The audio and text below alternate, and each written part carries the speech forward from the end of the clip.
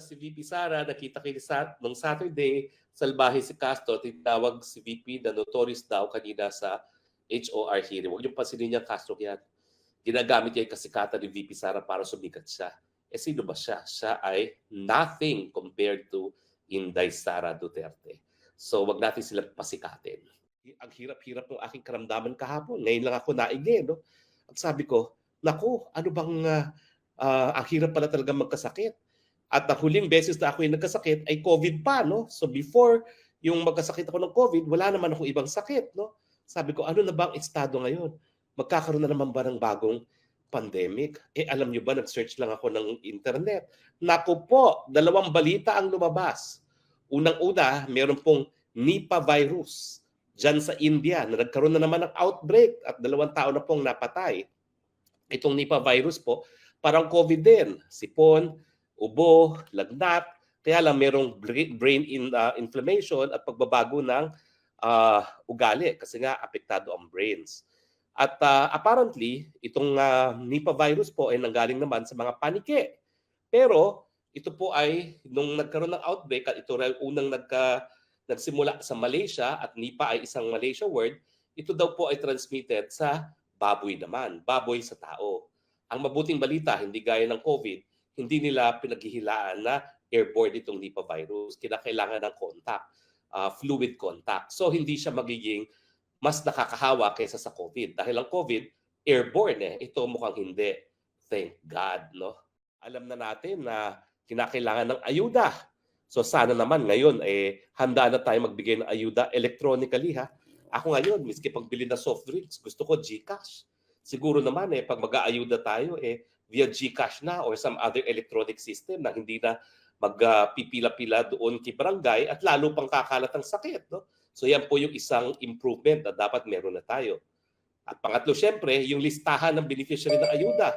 Dapat updated na po yan, no? Dahil ano ba naman yan? Galing na tayo sa isang pandemic. Siguro naman, marunong na tayo, no? At saka, pang-apat, yung mga pagbibigay ng bakuna kapag available na. Yung unahin yung A1, A2, A3, A4, no? Now, ang sana natutunan na rin natin ay yung importansya ng paghahanap buhay. Ito namang Nipah, kung siya ay magiging pandemic, hindi siya airborne. So, kinakailangan talaga strictly mask iwas ang ating solusyon dyan. So mukhang hindi kinakailangan mag-lockdown. Ako talaga kalaban ko si lockdown. Kasi baka nga, hindi ka nga mamatay dahil dun sa pandemic, mamatay ka naman sa gutom dahil lockdown. Alam nyo, yung istorya ng mga bansa, gaya ng Japan, gaya ng Hong Kong, hindi sila nagpapasok ng tao no, sa kanilang teritoryo.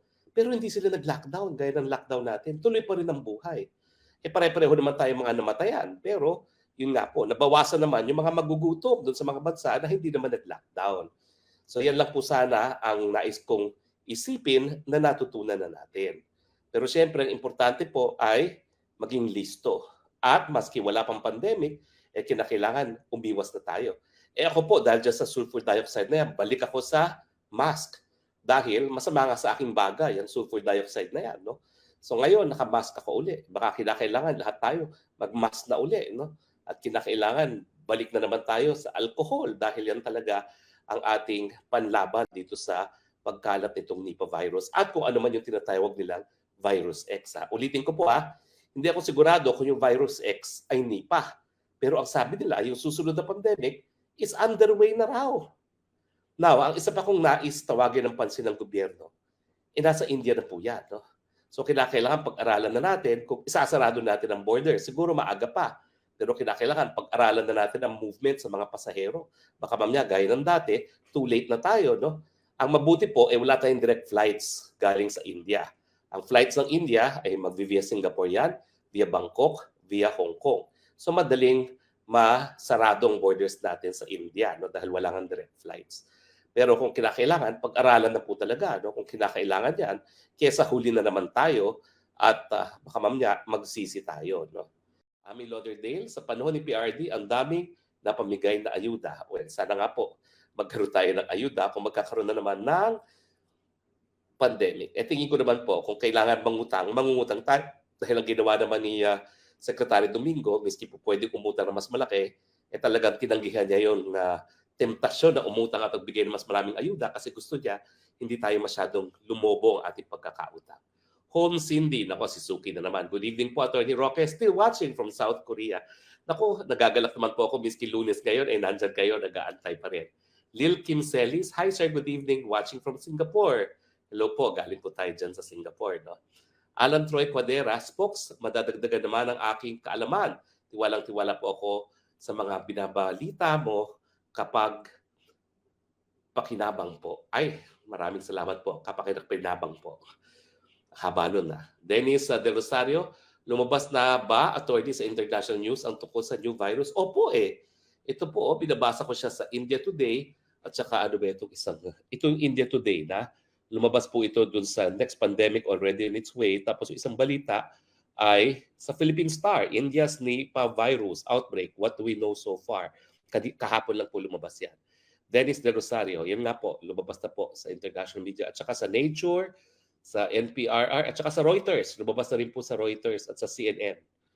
Indian authorities rush to contain a deadly Nipah virus outbreak in Kerala. Yun po yung state of Kerala. At saka sa Al Jazeera. Nipah virus outbreak in India.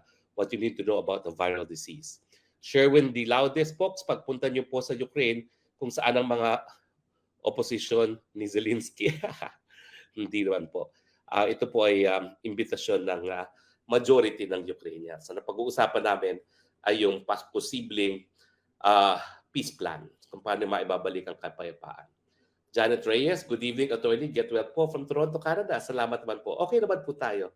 Konting singhot lang ng hanging dagat. Okay na tayo. Okay, si Juliet Chan. Hello, watching from Gold Coast, Queensland, Australia. Ako, fresh air din dyan po dahil beach din dyan. Red Noob P.